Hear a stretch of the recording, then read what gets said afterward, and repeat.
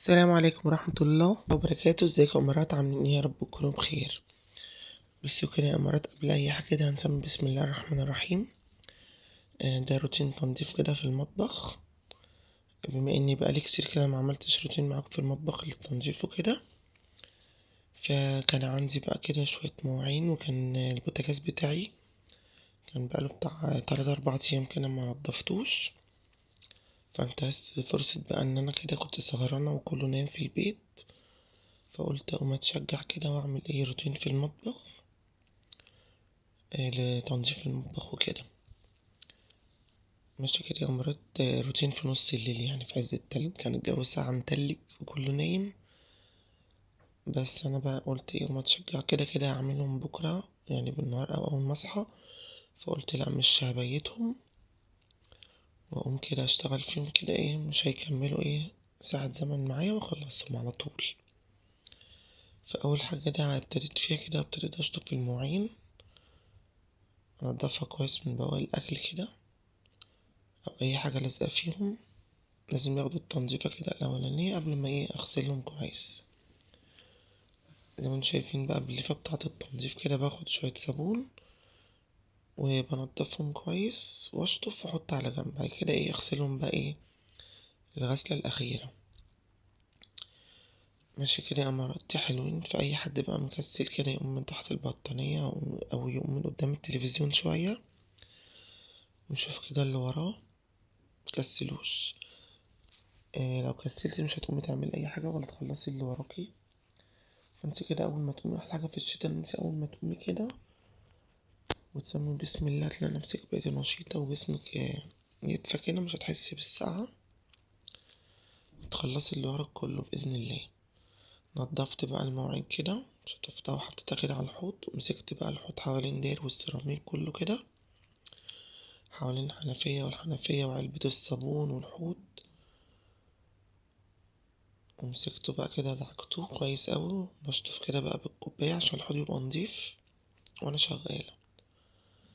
غسلت كمان الليفة كده اللي بنضف فيها المواعين وشطفتها كويس وحطيتها ايه على جنب مطرح ما ايه ما بحطها. برجع كده بقى المواعين في الحوض، بس بشطف المج ده عشان كان فيه تفل شاي، فقلت اشطفه بالمرة عشان ايه اغسله مع المواعين. ببتدي برضو اغسل حتة الجزء ده كده بالسيراميك، بغسله كله كده وبنشف بالفوطة. ببتدي بقى اغسل اول حاجة كده الكوبايات واركن على جنب بقى. غسلت كده الاطباق اللي الستانلس دي بتنفعني اوي يا جماعة، والله حلوة جدا. بحط فيها مخلل، جبنة قديمة، طحينة، أي حاجة كده تكون حاجة بسيطة صغيرة كده بحطها في الأطباق الستانلس دي.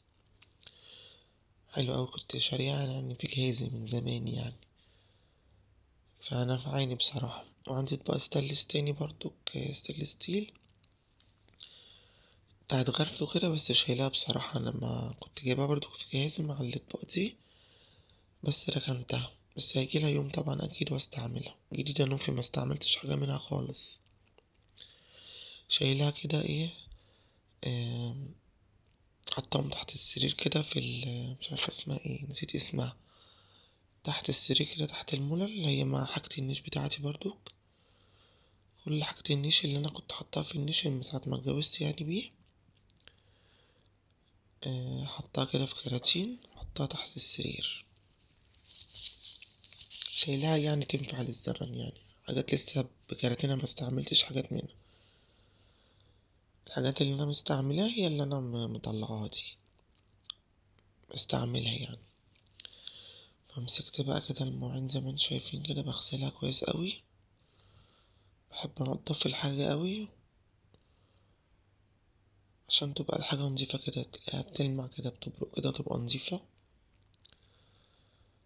ارجع بقى كده طبعا الحوض هنا نضيف، ارجع بقى كده الايه المواعين تاني كده في الحوض عشان ابتدي ايه بقى اشطف واحط على طول في الصفاية. بشطفهم كويس قوي كده وارجع على طول كده في الصفاية. كان كله نايم في الوقت ده كده، ايه مع نفسي بقى كده بشتغل بمزاج بقى. اشطب بقى كده الحاجة كويس اوي وارجع في الصفاية. ساعات والله يا جماعة مببقاش قادرة. النهاردة والله ما فاكرة كنت عاملة أكل ايه، وكان عندي أكل قبليها بايت فايه ما عملتش أكل. بكون ساعات عاملة أكل كتير وببقى تعبانة مبقدرش أغسل المواعين، بسيبها لتاني يوم الصبح. المهم خلصت بقى كده المواعين وشطفتها كلها. هنا بقى حشت بقى كده العين بتاعة البوتاجاز دي عشان اغسلها، لقيتها مش نضيفة العين الصغيرة دي. هغسلها كويس جدا وانضفها. دي العين بس الوحيدة اللي ايه لقيتها مش نضيفة. وحطيت مية بصابون كده على البوتاجاز عشان ابوشه لو في اي حاجة لازقة عليه. يبوش يعني يبقى سهل معايا كده اما أجي اغسله قبل ما اغسل العين دي. ادعكها بقى كويس كده واشطفها زي ما انتوا كده شايفين يا امارات. لو وصلتوا معايا لغاية هنا في الفيديو ما تنسوش اللايك والاشتراك في القناة وتفعيل الجرس عشان يوصلك كل جديد. هننتقل بقى هنا كده للبوتاجاز. شايفين العيون ما شاء الله زي الفل. دي العين الكبيرة اللي انا مغطيها بالطبق الاستانلس. امسك بقى العيون كده امسحها عشان انا على طول ايدي كده في البوتاجاز، وعين البوتاجاز بصوا ما شاء الله بتلمع كده ما شاء الله عليه. يعني على طول انا ايدي في البوتاجاز وبحب انضفها. امسكهم بقى كده امسحهم كده الاربع عيون الباقيين. غسلت العين اللي هي الصغيرة دي الخمسة بتاعتهم غسلتها. هنضف بقى بقية العيون وابتدي بقى ايه ادي البوتاجاز كده بقى ايه غسلة تمام يعني. خليه زي الفل. بص انا بس بوريكوا العيون كده عشان تعرفوا ان هي نضيفة زي الفل يعني. ما شاء الله يعني عليا بحب انضف الحاجة بضمير. ماشي كده يا امارات يا حلوين. امسك بقى كده خدت بقى الليفة كده وبديله الدعكة التمام.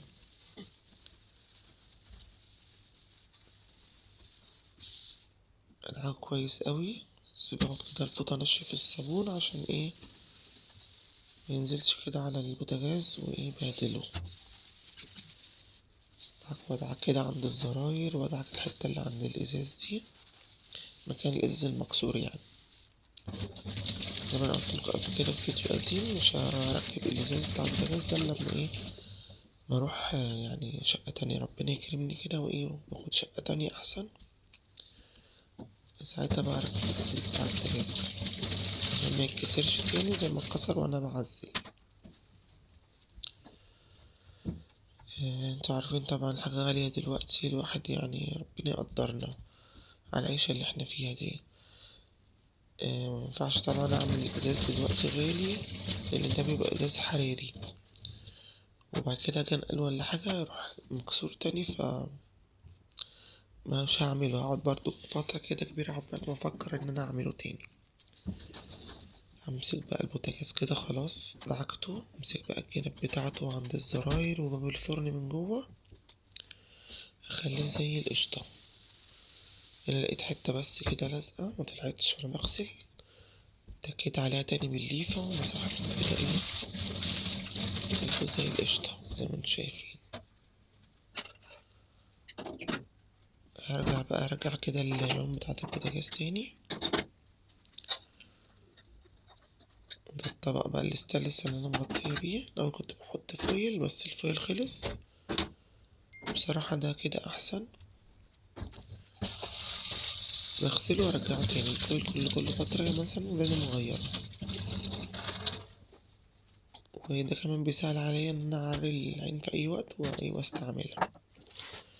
ابتدي بقى كده ننضف الرخامة كده بتاعة المطبخ. شلت الحاجة كده وسعت لنفسي وبمسح كده البطرمانات بتاعة الليفت بمسحها كويس قوي. وانا بمسح كده الطاجن اللي انا حاطه فيه ده كان جاي هدية لأمي. شرخ معرفش ايه اللي شرخه بصراحة فمرضتش ايه ارميه، كان عاجبني شكله كده فحطيت فيه السمنة وازازة الخل وازازة الزيت. ماشي كده. همسك بقى كده حاجة كده ألمعها على الرخامة. الحاجات دي ان شاء الله كده بإذن الله قبل رمضان كده نمسك كلها ونغسلها ونوضب المطبخ كده من جوه كله ان شاء الله. نعمل معاكم روتينات حلوة، بس شجعونا باللايك والاشتراك في القناة. مسكت بقى الحاجة كده اللي على خلط المطبخ كلها لمعتها كده حتة حتة، بس أنا بغسل الفوطة. مسك بقى كده الحاجات دي كده. الحاجات دي طبعا عشان مش محطوطة في الدرج بتتعفر، فأنا بلمعها كده أول بأول عشان بس ما يتركمش عليها التراب وتبقى ايه نضيفة. خلصت بقى تلميع حاجة. همسك الرخامة كده بالسلكة، ادعكها كويس قوي. الرخام الفاتح ده لو حطيتي عليه صينية ألمونيا وحركتيها بس كده بيعلم فيها ايه، يدي لون اسود كده في الرخامة، فبدعكها كل فترة.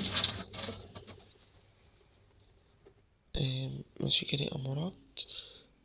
وهنا بقى خلصنا بقى كده المواعين. بوريكوا بقى كده المواعين بتاعتنا خلصناها وحطها في الصفاية.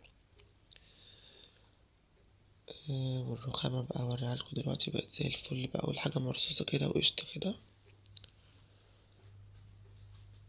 زي ما قلت لكم قوموا كده تشجعوا من تحت البطاطين كده، ما تكسلوش وخلصوا كل اللي وراكوا. سلفت القمر بتاعي ده طعمه زي العسل، بألف هنا وشفا.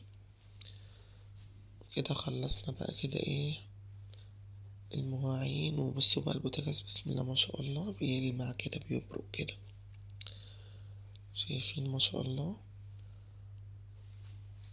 ده البراد بتاع الشاي. دي الكنكة دي انا بقى نقع فيها كده قرنفل ومية سخنة نشرب منه عريق حلو قوي يعني للكحة. ماشي كده يا أمارات. وهنشوف الحوض بتاعي بقى زي الفل بقى كده زي ما انتوا شايفين. انا ما خلصت بقى المواعين كده. يا سلام لما تدخل المطبخ كده تلاقي الحوض فاضي. هنا الحتة اللي جنب البوتاجاز دي. هنا بقى بوريكم ان الحتة اللي جنب السيراميك دي ده ورق اللي هو بيتلزق على الحيطة. يا ريته سيراميك كنت مسكته صبنته كله خليته زي الفل. ربنا يكرمنا ان شاء الله. ده انا بوريكم الحتة اللي عند الحوض ده اسمنت وده لازق فيه، يعني لما جيت سكنت في الشقة لقيته زي ما هو كده ما بيطلعش. الحمد لله على كل شيء. وروتيننا كده خلص يا أمارات. متنسوش اللايك والاشتراك في القناة وتفعيل الجرس. مع ألف سلامة.